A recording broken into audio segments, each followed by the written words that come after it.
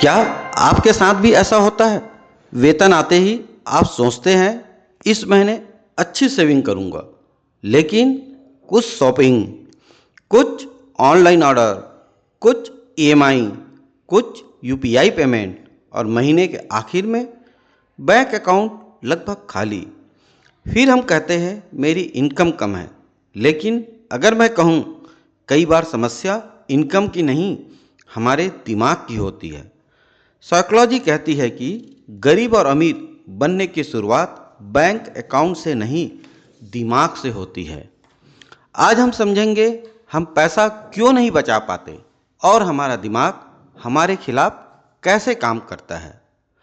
मान लीजिए आपके पास दो विकल्प है, 500 रुपये की पिज्ज़ा पार्टी या उसी 500 को म्यूचुअल फंड में निवेश करना। दिमाग क्या चुनेगा? Pizza.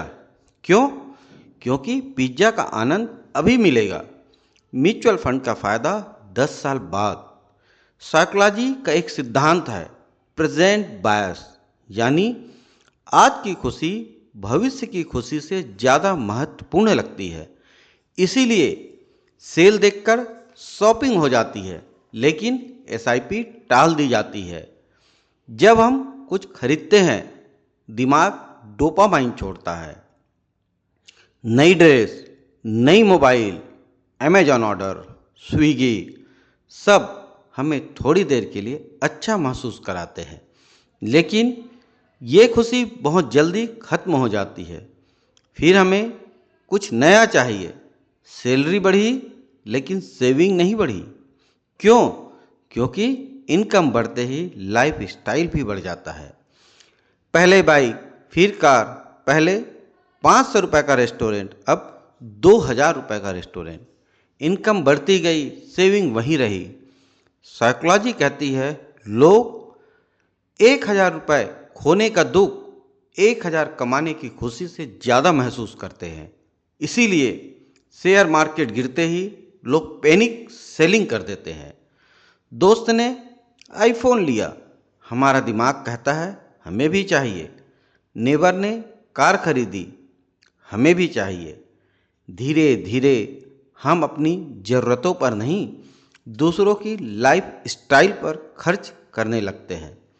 UPI, credit card, one click order, BNPL, इन सब ने खर्च करना आसान बना दिया। दिमाग को दर्द ही नहीं होता।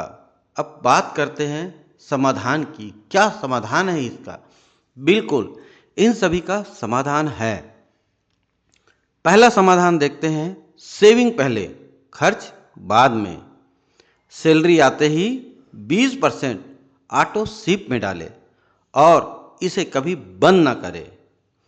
दूसरा समाधान 24 आवर रूल, मतलब कोई महंगी चीज़ खरीदने से पहले 24 घंटे रुकिए। अगर 24 घंटे के बाद उस चीज़ की खरीदने की उतनी ही उत्सुकता और उतनी ही ज़रूरत है, तभी उस चीज़ को खरीदें। तीसरा समाधान, यूपीआई लिमिट तय करें। आपका जो यूपीआई से ऑनलाइन आप ट्रांजैक्शन करते हैं, उसकी एक लिमिट तय करें। उस लिमिट से ज़्यादा खर्च न करें और उसको देखते रहें कि कितना यूपीआई से अभी खर्च बचा है और कितना हमने कर लिया है। चौथा समाधान, इमरजेंसी फंड। इमरजेंसी फंड बनाइए। आपके जो खर्च 1 महीने में होते हैं, वैसे 6 महीनों का खर्च निकालिए और उतना पैसा इमरजेंसी फंड के लिए रखिए जो आपकी ज़रूरत के समय काम आएगा। और इस इमरजेंसी फंड को किसी में ना रख के आप इसको हमेशा निकाल सकते हैं। जैसे सेविंग अकाउंट, वैसे में रखिए। बाकी में आप अपनी सेविंग्स देखिए, मगर इसको सिर्फ सेविंग्स अकाउंट में रखिए। पांचवा समाधान, इन्वेस्टमेंट को एक्सपेंस की तरह ट्रीट कीजिए। जैसे ईएमआई भरते हैं, हर महीने आवश्यक है, वैसे एसआईपी भी भरिए, हर महीने ये भी आवश्यक है। चलिए आपको एक कहानी सुनाता हूँ। दो दोस्त थे, दोनों की सैलरी बराबर थी। पहला हर महीने थोड़ा थोड़ा निवेश करता रहा, दूसरा हर महीने थोड़ा थोड़ा खर्च करता रहा। 20 साल बाद एक के पास करोड़ों की संपत्ति थी, दूसरे के पास यादें थी, लेकिन सेविंग की नहीं। याद रखिए, अमीर बनने के लिए सबसे पहले सैलरी नहीं, सोच बदलनी पड़ती है। पैसा जेब में आने से पहले दिमाग में बचाया जाता है। आज घर जाकर सिर्फ एक काम कीजिए, अपनी अगली सैलरी का कम से कम 20% खुद को पे कीजिए, यानी इन्वेस्ट कीजिए।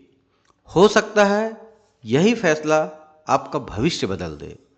अगर आपको लगता है कि साइकोलॉजी और फाइनेंस का ऐसा कंटेंट और लोगों तक पहुंचना चाहिए, तो वीडियो को लाइक कीजिए।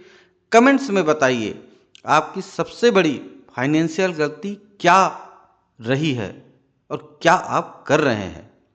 इस चैनल को सब्सक्राइब कीजिए, क्योंकि इस चैनल पर हम सीखते हैं। दिमाग समझिए, जीवन और पैसा दोनों बदलिए।